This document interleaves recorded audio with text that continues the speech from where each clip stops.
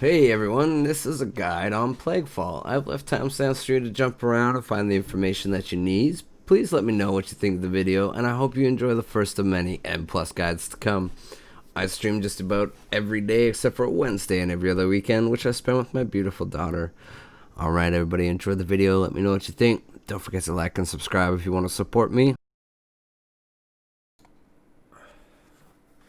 Hello everyone, welcome to the first of many Totems Tank Guides.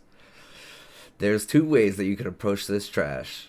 You can clear your way through if you don't have a rogue, or you can skip this trash with a slick shroud, just as we do. If you must clear this trash, beware the mushrooms and their whirl, as well as make sure you have space to fight the decaying flesh giant, as he drops deadly pools often.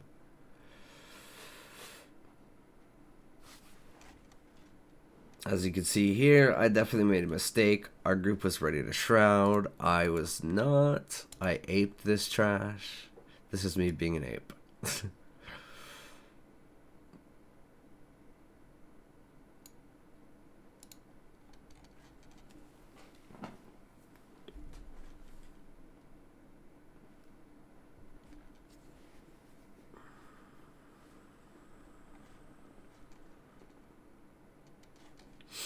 Once you're ready to shroud, I find it best to go to the right, and then that way it's easier to dodge the mushrooms. You can weave in and out.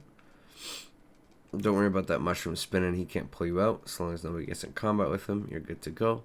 You walk right on through. Now once you're in the boss room, you're going to pull all the slimes so that way your group can AoE them down. Or in this case, you can just watch me drop a Kyrian sigil and delete everything. And there they go. Goodbye, my friends. Beautiful. After that, I like to pull both of the Plague Belchers. Watch out because they cast a gnarly frontal and it's targeted at the tank every time. These mobs are going to spawn little slimes just how the boss do, so you want to kind of kite them around while your group kills the little slimes. This is the most effective thing that you can be doing as a tank. In this video, I don't believe I pulled two of them, but now after running a few of these over and over and over again, I found the most efficient way is just to pull both of them at the same time, and that way your group gets to cleave, and then you can kite away from the slimes as you see fit.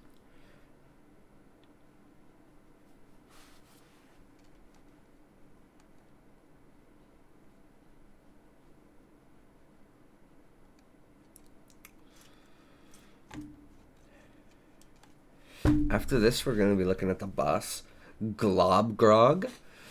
Players should stack in close for this boss and be ready for the knockback, because the knockback has a slow attached to it. The ability the ability I'm referring to is called Plague Stomp. So he's going to stomp the ground, knocking players backwards, and it's also going to put a debilitating plague on every character. So unless you have a monk who's willing to smack revival for the first time, your only option is really to stand close. In order to dodge this next ability, here's Slime Wave. Slime Wave, it picks a random player, and then it casts Slime Wave on them. This is a frontal cone ability that has a nasty result if you get hit by it.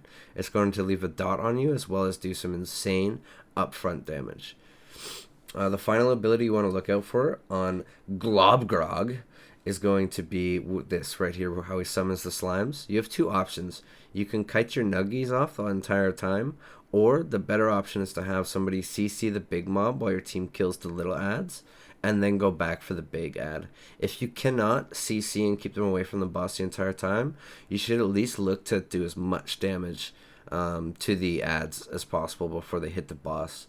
If these slimes hit the boss, then the boss is going to regenerate HP.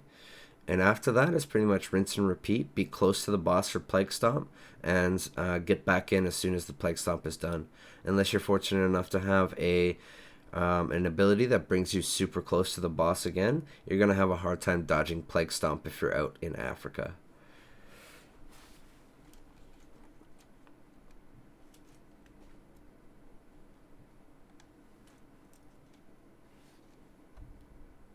Alright, and then you are good to go, and you're on to the next trash pack.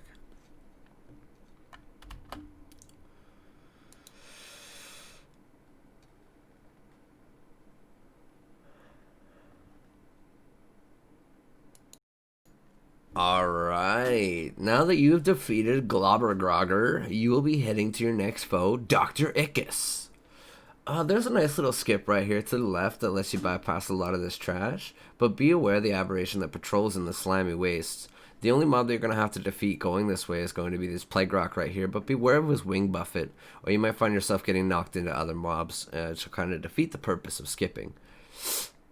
You guys might have noticed a little party change right here too. This is actually a clip of the video when I learned about this skip. So thank you, Mr. Monk, for the content. I appreciate you greatly. Once you defeated the wing rock and resurrect your friend who's showing you the skip, you are going to follow this rocky path all the way to the left. Again, beware of the dude that's in the slimy waste. He's going to give you kind of a hard time. Well, this is me not knowing the skip, trying to figure it all out. Once you reach the ledge here, you can just take a leap right across if you're a demon hunter. When you're a demon hunter, the world is your oyster.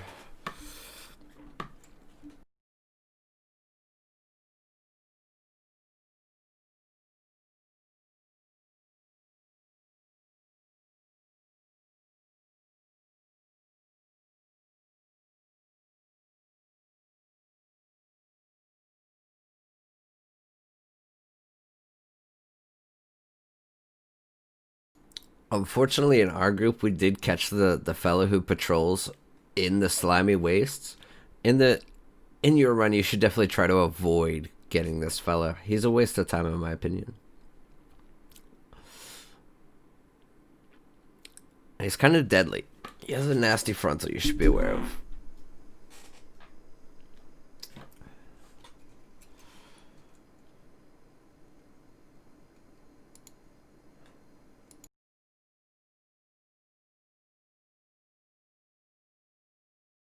After you've killed the trash there, you're going to move along. You're going to hug the right side.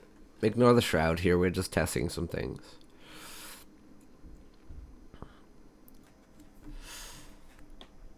This next mob right here can be damaged by the plague borers that he spawns. They have a little bomb strapped to their back. When they explode, they do damage to friendlies and foes.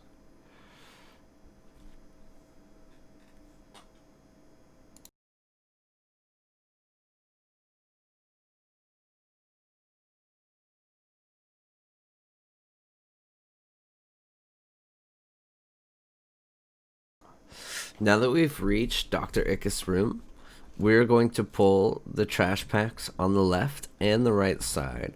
I recommend pulling the mobs back to this staircase. Be ready to use some range kicks to get the mobs to join you.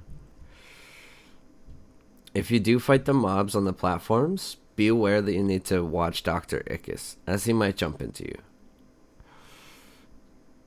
You can always utilize the back corners of the platform if this is where you choose to fight.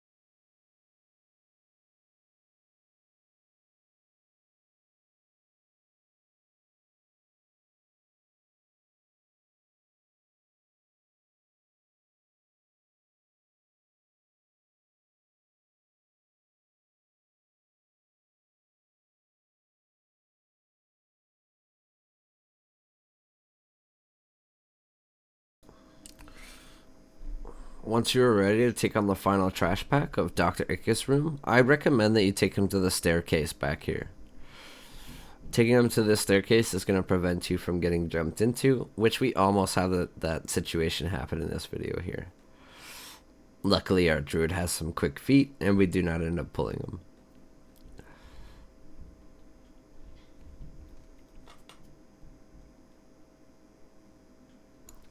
There's a few things to take into account with this boss. At 66% and 33%, he is going to leap to his next platform, so keep that in mind as you're sitting here fighting the boss. Once he jumps to a new platform, he is going to spawn multiple mobs, one of them being a plague bomb, and the other is going to be the congealed slime. At this point, you, being the tank, should take the congealed slime away from the boss, so that way the congealed slime is not passing his 70% damage reduction aura onto the bomb. I'm still learning this fight at this point. This was our week 1 run, so I might not do that in this video. But you definitely should take the congealed slime and the boss away from the plague bomb. If the plague bomb goes off, your group is going to take a nasty dot as well as a bunch of upfront explosion. You'll be lucky to survive the blast. After the plague bomb is done, your group should kill the congealed slime so that way you guys can continue to damage the boss. And then again, at 33%, he's going to jump to his next platform. You want to make sure that your group isn't lingering behind on old platforms, as the boss is going to do a leap, and he's going to leap to random players in the group.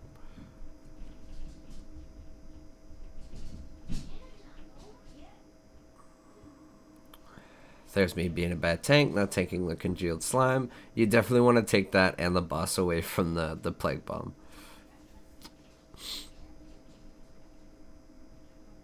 There is also a debuff that gets put on you through the duration of the fight. You can see 2 of the little slimes running around casting Erupt right now. They should be DPS down, or you can step on them.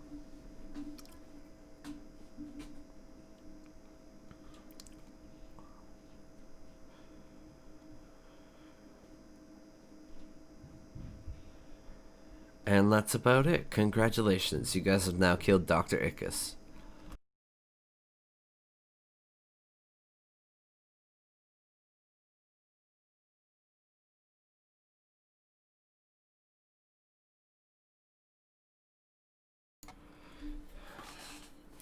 Alright, so the next part here, we're going to be approaching a ramp. When we get to the ramp, you want to veer right.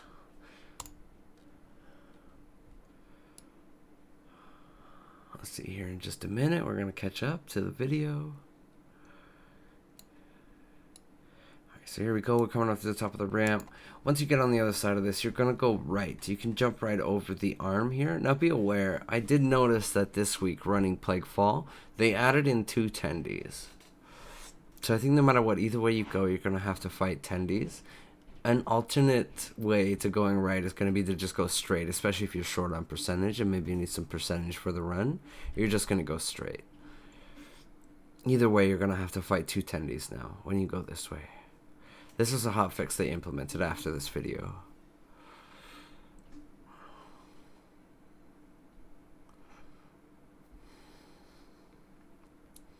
One thing to be aware with the slime when you kill it is going to leave a patch and it's going to grow all over the platform.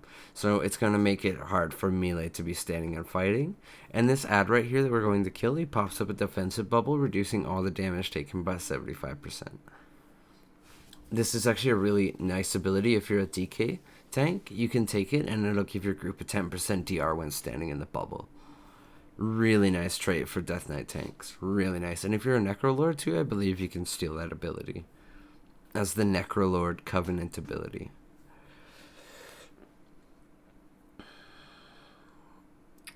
Two things to know with these mobs is the Venom Fang, they hurt.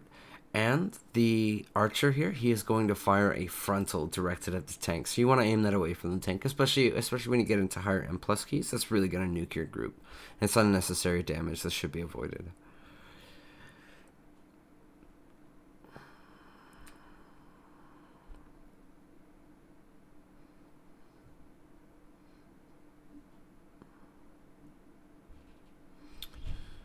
And plus, you're definitely going to want to avoid standing in this green pool and fighting the tendies, such as we do here.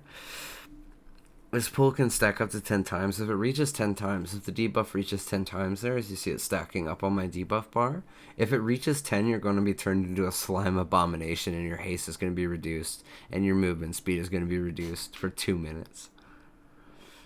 It's a really unfortunate thing to happen. It's undispellable.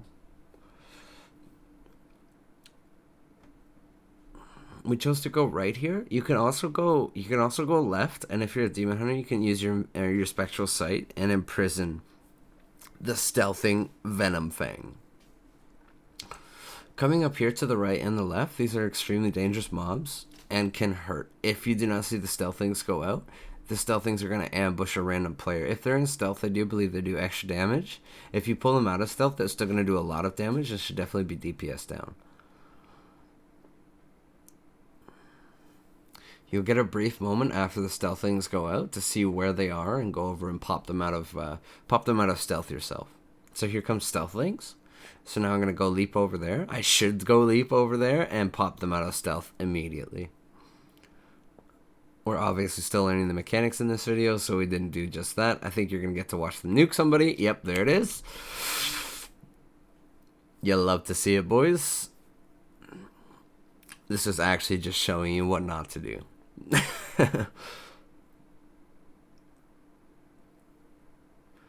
So once we get these down, we're gonna resurrect our poor fallen friends, and we have learned our mistakes. Here's another ambush going out. Hopefully nobody dies.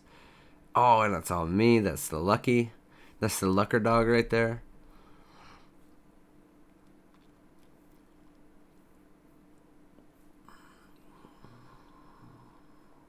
So once everybody's resurrected, we're gonna go on to the next pack.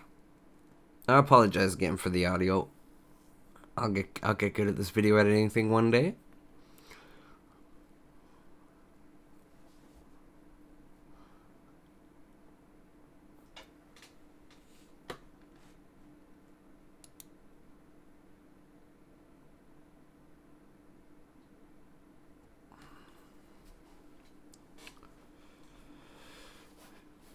So here we're going for round 2. I'm going to use my invis. I'm going to see the stealthy guy in there. We can pop him out so he doesn't do any extra damage to us. There's the AoE. We stunned it. Sorry, there's the damage reduction, and we use the stun to break it. There's our ambushing fellas. We learned our lesson. So we're going to go over there and break them out this time so that way nobody gets ambushed. Do we make the timer? Yes, we do. A couple went off. That's okay. It's not as bad as all of them going off and destroying a DPS or 3. Alright, it's time to talk about Dominia Venom Blade. This boss is pretty exciting. One of the first big mechanics you're going to want to look out for is solitary prey. If you are isolated for 6 seconds, you are going to get webbed. And the next important mechanic to look for is going to be Shadow Ambush. Dominia appears behind a marked player, ambushing all players within 10 yards of her target. Players affected by this ambush are going to take 8,780 damage. You're going to want to take that mechanic out of the... After you drop that mechanic, you're going to want to rejoin your group so that way you're not affected by solitary prey. The next 2 mechanics we're going to talk about is going to be Shroud Web and Assassinate. As you've seen before, there's going to be 4 mobs hiding in between the patches. In the patch is called Shroud Web. You have to jump into that patch and then pop an AoE ability to break them out. This is how I like to handle that mechanic. Another option might be to have a hunter drop a flare and then just, shoot him with a bow with a misdirect to the tank. While these mobs are in the Shroud Web, they're going to be casting Assassinate. Assassinate is a stacking dot that inflicts nature damage, and this is obviously going to scale with M+. So the quicker you deal with that and the way that you handle that is going to affect your success in M+ dungeons, and especially this boss fight. Alright, so now we're off to one of my favorite bosses in this new expansion of Shadowlands, Margrave Stradama. This is a super exciting boss, but before we get there, we have some very exciting trash to get through as well. I always make the mistake of going towards the slimes in this wing.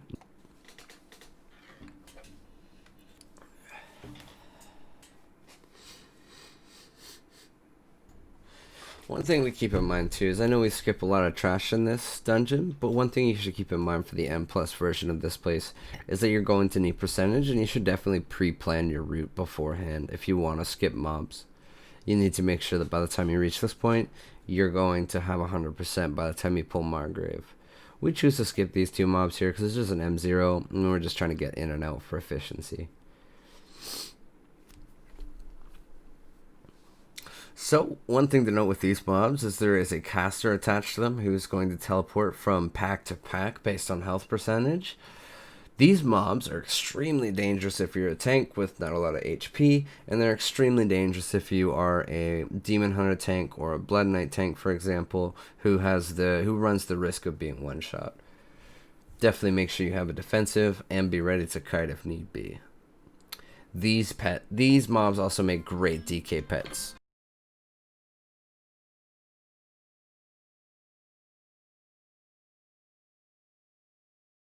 Alright, so now that you've cleared all the trash, you are ready to fight Margrave Stradama. Alright, so there's certainly going to be a lot going on during this fight for everyone, and it can be very punishing if the mechanics are not handled correctly. The first and foremost, we are going to be talking about dodging Plague Crash. If this hits you without a strong defensive and a full HP bar, I'm pretty confident on every key level it's just going to be a one-shot. The next super important mechanic is going to be Infectious Rain. Infectious Rain is a disease. It's a party-wide AoE damage, and it stacks. If you are a DPS, I would consider hitting a defensive, and as well as your healer should be ready to heal the entire party with healing cooldowns. The third and last mechanic that you're going to have to deal with during her normal phase is the boss is going to spawn a Malignant Spawn. This is going to do a plague circle that the tank needs to be standing in, otherwise it will do party-wide damage. And then after that, the boss is going to phase around 66% for the first time and 33% for the second time. So once she hits her intermission phase, which is at 66 and 33%, the boss is going to spawn multiple, 3 to be exact, plague-bound devoteds. This is a tricky task for the tank, as he's going to need to go around, get aggro on each and every one of them. This is when it's really nice to have a hunter or a rogue in the party. Keep in mind that there are 3 different patterns that can spawn for Plague Crash, so while we're picking up ads, we need to be aware of the different pattern that could be happening, dodging, picking up aggro, and hoping that your DPS aren't dying. I will have a little overlay here that you guys can see all the different patterns. Feel free to pause the video and check it out. And during her final phase, she is going to summon more Malignant Spawns. And instead, she will periodically summon 1 of 3 patterns of the Plague Crash that you'll have to dodge, as well as picking up Plague-bound Devoted. Good luck, have fun, it's super exciting depending on how fast you guys are burning down the boss. I hope you guys enjoyed this guide for Plaguefall.